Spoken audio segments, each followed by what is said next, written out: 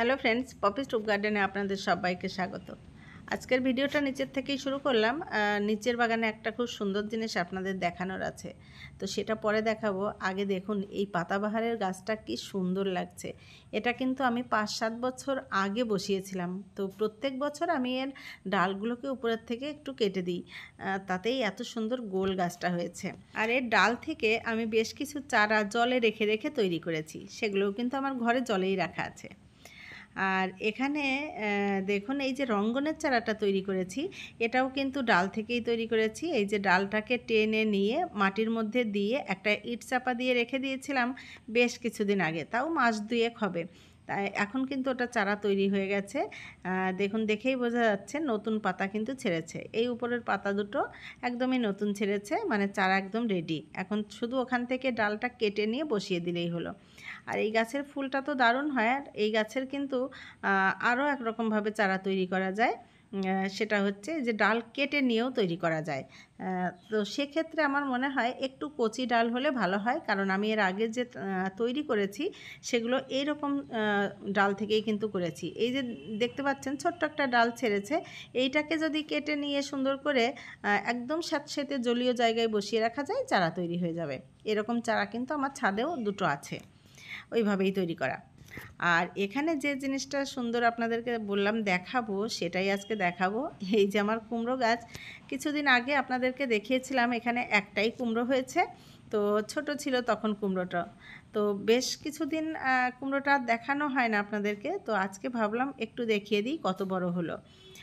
তো আমি তো অবাকই হয়ে যাই যে এত তাড়াতাড়ি এত বড় কী করে হলো। দেখুন কত বড় কুমড়ো হয়েছে। আর আমি কিন্তু একটু পাতা টাতা সব কিছু দিয়ে ঢাকা দিয়ে রেখে দিই, যাতে একটু লোকচক্ষুর আড়ালে বড় হয়। তো দেখুন অনেক বড় হয়েছে। এটা মিনিমাম 5 কিলো তো ওজন হবেই। তো যেদিনই আমি এটা তুলবো সেদিনই আমি ওজন করে আপনাদেরকে দেখাবো যে কতটা ওজন হলো। আর এই কুমড়োটা আমি একদম পাকিয়েই তুলব, কারণ বেশ কয়েকটা যদি হতো তাহলে কিছু কিছু কাঁচা কুমড়োও খাওয়া যেত, মানে হাফ পাকা হাফ কাঁচা এরকম কুমড়ো খেতে কিন্তু খুব ভালো লাগে। কিন্তু আমার যেহেতু একটাই কুমড়ো হয়েছে গাছটায়, সেজন্য আমি একটু ভাবছি ভালো করেই পাকিয়ে নেব। আর ভালো করে পাকালে আমি সবাইকে একটু দিয়েও খেতে পারবো। এত বড়টা তো আর আমি একা শেষ করতে পারবো না। তো সেই জন্য আজকে আপনাদেরকে একটু দেখিয়ে রাখলাম। আবার এটাকে একদম সুন্দর করে ঢাকা ঢুকিয়ে দিয়ে রেখে দেব। এমনভাবে রাখবো যাতে উপর থেকে দেখে বোঝাই না যায় যে এখানে একটা কুমড়ো আছে। আসলে এটা তো আমাদের বাইরের দিক, তো একদমই এই দেখুন খোলা জায়গা, তো সেই কারণেই কিন্তু আমি একটু ঢাকাঢুকি দিয়েই রাখি। আর এই গাছটা থেকে ফুল এবার প্রচুর খাওয়া হয়েছে। আজকেও সকালে ফুটেছিল, সেগুলোও নিয়ে ফ্রিজে রাখা হয়েছে। তবে ফুলের সংখ্যা এখন একটু কমে এসছে। আর শাকটা একটু কম খাওয়া হয়েছে, তবে এখনও সময় আছে। দেখুন প্রচুর শাক আছে, ইচ্ছা করলেই খাওয়া যাবে আর কি। তারপর কিন্তু আমি বেশ অনেকটা লেটেই আজকে আবার বাগানে এলাম। সকালের দিকে একবার এসেছিলাম, তখন পুজোর ফুল নিয়ে গেছি এক সাজি ভর্তি করে। তো তখন ভিডিও বানানোর সময়ও ছিল না, সেজন্য চলে গেছিলাম। তো এত বেলাতেও হয়তো আজকে আসতে পারতাম না, কিন্তু আজকে রোদের তাপটা একটু কম আছে, প্রচণ্ড হাওয়া আছে ছাদে। আর কখনো আকাশে মেঘলা, আবার কখনো একটু রোদ উঠছে। তো সেই কারণেই আসতে পারলাম আর কি। আর বাগান থেকে দেখুন প্রচুর ফুল নিয়ে যাওয়ার পরেও বেশ অনেকটা ফুল এখনও আছে। তবে ওই যে পার্সলেন ফুলগুলো কিন্তু প্রায় বন্ধ হওয়ার উপযোগী। কিছু তো বন্ধই হয়ে গেছে, আর কিছু এই যে অল্প অল্প ফুটছে। আর পর্তুলাকাগুলো কিন্তু এখনও আছে। পর্তুলাকা একটু বেলা পর্যন্তও থাকে। এদিকে দেখুন কিছুদিন আগে যে হলুদ গাছ বসিয়েছিলাম, হলুদ গাছগুলো কিন্তু সব সুন্দর গজিয়ে গেছে। আর এই যে পটলের ফুল দেখতে পাচ্ছেন, এই পটলের ফুলই ফোটে, মাঝে মাঝেই ফুল ফোটে, কিন্তু পটল হয় না। তার কারণ হচ্ছে আমার এখানে একটাও পুরুষ গাছ নেই। আর পুরুষ ফুল না ছোঁয়ালে আমি শুনেছি পটল নাকি হয় না। তো যে কটা পুরুষ গাছ আমি বসিয়েছিলাম সব কটা গাছই আস্তে আস্তে মরে গেছে। চলুন একটা খুব দুঃখজনক ব্যাপার দেখাই আপনাদেরকে, যেটা আমিও আগে দেখিনি। এই যে আমার পেয়ারা গাছটা, এটা দু একটা আগে ভিডিওতেই মনে হয় আপনাদের দেখিয়েছিলাম যে প্রচুর পরিমাণে পেয়ারা ধরেছে। এখনও প্রচুর পরিমাণে আছে গাছে, কিন্তু আজকে হঠাৎ করেই আমার মনে হলো যে গাছে পেয়ারা কম। তো তাকাতেই দেখলাম এই যে ডালটা পেয়ারায় ভর্তি ছিল। তো দেখুন এই ডালের কিন্তু অনেক পেয়ারা ঝরে গেছে। এটা কেন ঝরে গেল জানি না, আর কোথাও কিন্তু ঝরেনি, এই ডালটার থেকেই কেন সব পেয়ারাগুলো ঝরে গেল। আর আমার মনে হচ্ছে কাঠবিড়ালি গাছে উঠেছিল, আর সেখান থেকেই খেতে গিয়ে এই যে কিছু কিছু কেটে কেটে এই যে গাছের গোড়াতে ফেলেছে দেখলাম। ওই দেখুন ছোট্ট ছোট্ট কিছু কিছু এই যে পড়ে আছে। তো এটা ঝরে যদি যেত গাছ থেকে তাহলে তো সব ডাল থেকেই মোটামুটি ঝরতো, তবে অনেক ডাল থেকেই ঝরেছে দেখতে পাচ্ছি। এই যে আমি লক্ষ্য করছি একটু একটু, আমি বুঝতে পারছি না যে পেয়ারাটা ঝরে গেল নাকি কিছুতে কেটে কেটে ফেলে দিল। মানে প্রচুর হয়েছিল এবং পেয়ারাগুলো বেশ একটু বড় বড়ও কিন্তু হয়ে গেছে দেখুন। আর কেন এরকম হলো জানি না, কারণ গাছের গোড়া কিন্তু শুকানোর কোনো কথাই নাই, কারণ প্রত্যেক দিনই একটু একটু করে বৃষ্টি হচ্ছে। তো অনেক সময় কি হয়, একদম গোড়াটা শুকিয়ে গেলে কিন্তু পেয়ারা ঝরে যাওয়ার একটা সম্ভাবনা থাকে, কিন্তু সেরকম তো কোনো ব্যাপারই না। তো কেন যে ঝরে গেল, কিছুদিন আগে একবার হয়েছিল, আমি একদিন এই গাছটায় জল দিতে ভুলে গেছিলাম, তার জন্য অনেক পাতা আমার হলুদ হয়ে গেছিলো একদিনের মধ্যে, মানে এক বেলাতেই। কিন্তু আজকের কারণটা আমি ঠিক বুঝলাম না, তারপরে কিন্তু বেশ অনেক দিন পেরিয়ে গেছে সেই ঘটনা।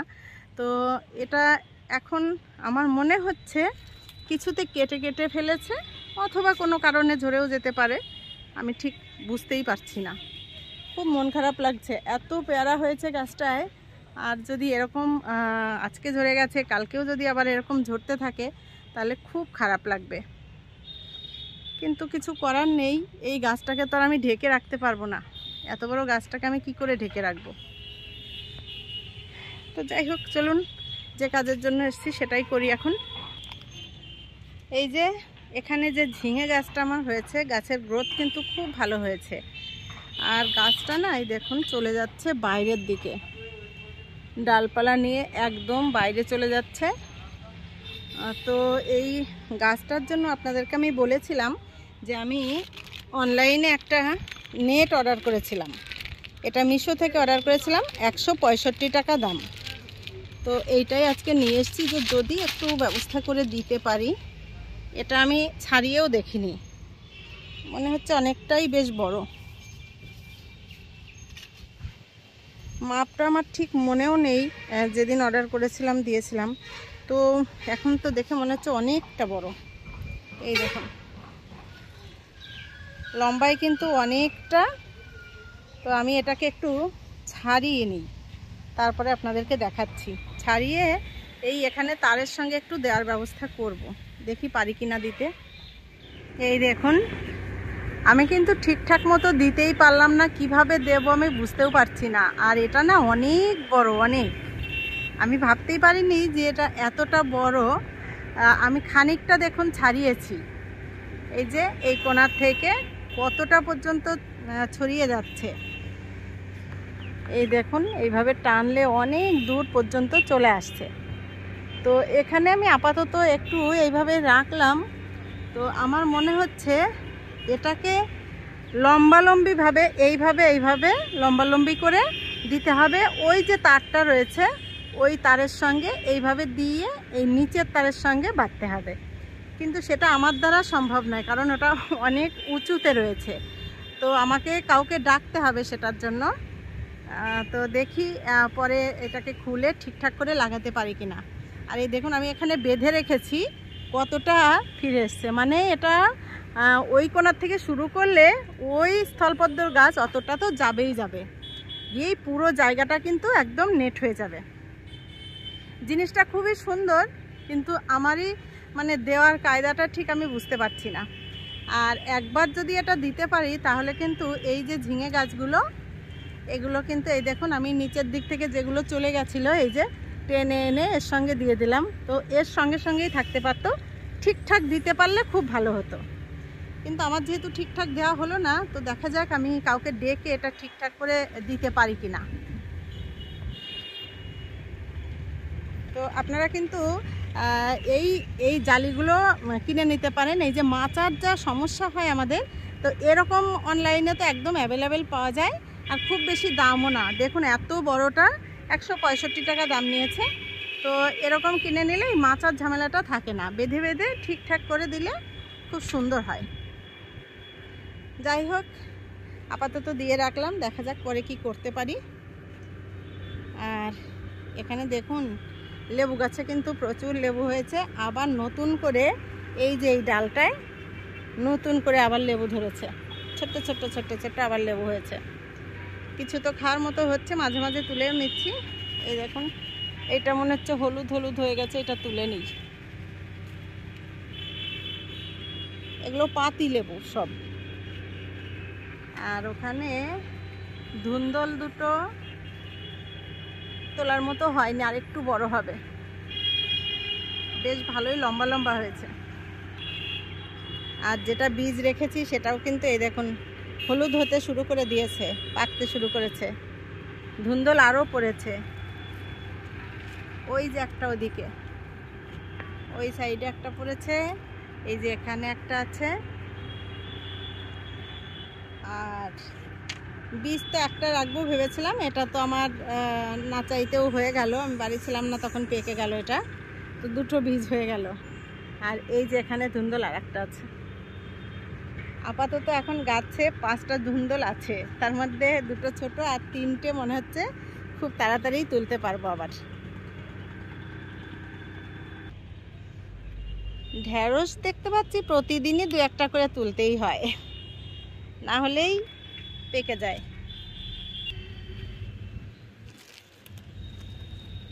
আজকে ভাবতে পারিনি যে ঢেঁড়স তুলতে হবে, কিন্তু এসে দেখছি বেশ কিছু বড় বড় হয়ে গেছে, এখান থেকে সেগুলো সব তুলে নিই। আর আমার বাগানে যা উৎপাত শুরু করেছে, কাঠবিড়ালি না ইঁদুর আমি বুঝতেই পারছি না, সব কিছু এইভাবে খেয়ে গেলে খুব খারাপ লাগে। এদিকে দেখুন বরবটি গাছ দিয়ে বসিয়েছিলাম, বরবটি গাছগুলো কিন্তু এই যে বেয়ে বেয়ে বেড়াচ্ছে। আর এখানে ডাটার বীজ দিয়েছিলাম, এই যে কিছুটা গজিয়েছে, কিন্তু বরবটি গাছে চাপা দিয়ে দিচ্ছে। আর এখানে দেখছি এই যে বরবটির পাশে একটা পাকচই হয়েছে, এই দেখুন পাকচইয়ের গাছ এমনিতেই হচ্ছে। এখানে গাছ ছিল, বীজ পড়েছে। এইখানে ঢেঁড়সের গাছের গোড়াতেও দেখুন একটা পাকচই গাছ হয়েছে, এই যে। আর এই যে ফুলের গাছগুলোও বেশ জায়গায় জায়গায় বেরোচ্ছে দেখছি। এই দেখুন ছেলসিয়ার একটা চারা বেরিয়েছে, যে হলুদ ছেলসিয়া ছিল আমার, তারই মনে হয় বীজ পড়ে একটা চারা এখানে হয়েছে। আর ওই ঢেঁড়স গাছের গোড়ায় ওখানে দেখছি একটা দোপাটির চারা হয়েছে, এই যে দোপাটি ফুলের চারা। অনেক দিন আগে বন্ধুর বাড়ি থেকে এনে বীজ ফেলিয়েছিলাম, তখন হয়নি, এখন এখানে ওখানে 2-1টা হচ্ছে। এগুলোকে তুলে নিয়ে অন্য কোথাও বসিয়ে দেব। এখানে দেখুন এই যে গাছটা, এটা কিন্তু আমি বাড়িতে চারা তৈরি করেছি। তো এই গাছটা ওইখানে ঢেঁড়স গাছের একদম পিছনে পড়ে গেছিলো, আমি এটাকে বের করে নিয়ে এসেছি। এটা হচ্ছে রঙ্গন ফুলের গাছ, আমার নিচে যে রঙ্গন ফুলের গাছ আছে এই গাছ। এটা একটা বড় জলের ড্রামে আমি দিয়েছি, তো গাছটা কিন্তু বেশ ভালো চেহারা হচ্ছে, আগামী বছরেই এর থেকে ফুল পাওয়া যাবে।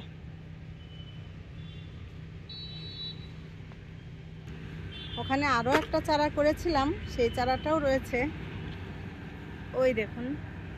এটাও কিন্তু আমার বাড়িতে তৈরি করা চারা, তবে এটা অনেক পুরনো চারা, যার জন্য ওই দেখুন কুঁড়ি হচ্ছে, এটাই কিন্তু ফুল হবে। তো এটাকেও বসিয়ে দেব বড় জায়গাতে। আর এখন তো বৃষ্টির সিজন, পারলে এখনও বসিয়ে দেওয়া যায়, তো জায়গা ঠিক করা নেই, জায়গা ঠিক করে তারপরে বসিয়ে দেব। আর এখানে এই যে ইঁদুর বাদরের জ্বালায় আমি বেগুনগুলো এই যে বেঁধে বেঁধে রেখেছি, ওই দেখুন সব বেগুনগুলো বেঁধে রেখেছি, ছোট্ট ছোট্ট হয়েছে। এখানে এই যে তরমুজটাও বেঁধে রেখেছি, এই দেখুন তরমুজটা কিন্তু বাড়ছে, থাক আবার ঢাকা দিয়ে রাখি। আর কি করব, কোনো কিছুই আর এমনিতে রাখতে পারছি না, একটু যে এসে চোখ ভরে দেখব, সেই আবার খুলে খুলে আবার দেখতে হয়। আবার যেমন তেমন করে রেখে গেলে ওই বোটার কাছ থেকেই হয়তো ঢুকে খেয়ে নেবে, একটু ভালো করেই রাখতে হয়। 3টে মালটা দাঁড়িয়েছে, বেশ বড় বড় সাইজ হচ্ছে। আর এই যেখানে কাঠগোলাপের ফুলটা ফুটছে, কাঠটগর আর কি। এই যে ফুল ফুটবে মনে হচ্ছে, দেখুন কুড়ি হয়েছে এতদিনে। যাই হোক, কয়েকটা কুঁদরি আছে, কুঁদরিগুলো তুলে নিই।